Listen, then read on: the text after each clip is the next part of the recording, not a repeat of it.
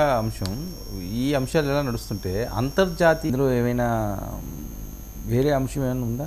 అసలు జూ పార్కులు, అంతర్జాతీయ జూ పార్కులు అనే అంశం అన్నది ఇప్పుడు తెర మీద తీసుకురావడం ఏంటి?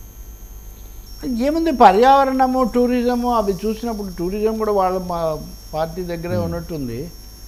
కాబట్టి zoo parks, environment, clean environment ఇదంతా ఉండాలన్నప్పుడు ఇలాంటివి వస్తాయి కదా. టూరిజం పెంచితే దానివల్ల ఆర్థిక కార్యకలాపాలు, ఆదాయాలు పెరుగుతాయనేది ఒక అదే కాన్సెప్ట్. ఆర్థిక వనరులు పెంచుకోవడానికి తీసుకున్న నిర్ణయం ఇది, ఈ ఆలోచన అని. అంటే అనేక దేశాలండి, ముఖ్యంగా పేద వర్ధమాన దేశాల్లో టూరిస్టులను ఆకర్షించే అంశాలు అంతర్జాతీయ స్థాయి అన్నప్పుడు విదేశీ టూరిస్టులు కూడా వాటి కోసం వస్తారని. భారతదేశము జీవ వైవిధ్యానికి పెట్టింది పేరు. ఇక్కడున్న కొన్ని మొక్కలు కానీ, ఇక్కడ ఉన్న మన పుచ్చకాయలు కానీ, లేదా మన మామిడి పళ్ళు కానీ చాలా చోట్ల ఉండవు. అలాగే జంతువుల్లో కూడా ఇప్పుడు గ్రేట్ ఇండియా బస్టర్డ్ అని ఉంటుంది కర్నూలు జిల్లాలో. వాళ్ళ కోసం ఒక ఇది కూడా ఉంది, ప్రత్యేకమైన రిసార్ట్ కూడా పెట్టారు. ఇట్లా అనేక చోట్ల. అలాగే మన పులులు కానివ్వండి, ఇవన్నీ మరి ఆయనంత ఏమన్నా ప్లాన్ తయారు చేస్తారేమో.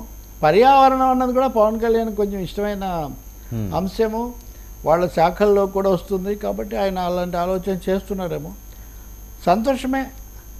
ఇంకా చాలా అంశాలు ఉన్నాయి మీరు అన్నట్టు. ఇప్పుడే ఎందుకంటే ప్రాథమిక దశలో సూచన చేశారేమో అనుకోవాలి. ఇంకోటేమో జూ పార్కులు ఇవి తగ్గుతున్నాయి. ఇప్పుడు హైదరాబాద్ జూ పార్కు, ఇలా బెంగళూరు, చెన్నై, ఇట్లా అనేక చోట్ల ఇవి ఉండేవి. అనేక కారణాల వల్ల అవి తగ్గిపోవటము, లేకపోతే కాలక్షేపానికి కూడా వాటికి వెళ్ళటం అనే దాంట్లో ఉండే సమయము, ఆ సౌకర్యాలు తగ్గడం ఇది ఉంది. వాటిని క్రమబద్ధంగా బాగా పెంచితే మంచిదే.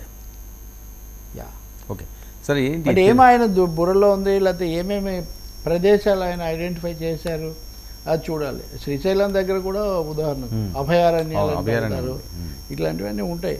అయితే ఒక మాట అంటాను నేను, నెలకొల్పడానికి స్వాగతం, కానీ దానికంటే ఇప్పుడు ప్రస్తుతం ఉన్న వాటిని మరింత మెరుగుపరిచి టూరిస్టులను ఎక్కువగా ఆకర్షించడం అది చాలా అవసరం. అది చాలా ముఖ్యం. మొదట స్టేటస్ కో అనేది చాలా మెరుగుపరిచి ఆ తర్వాత బెటర్ వీటికి కూడా వెళ్ళొచ్చు, అందులో ఏం పొరపాటు లేదు. కానీ అది చాలా కీలకం.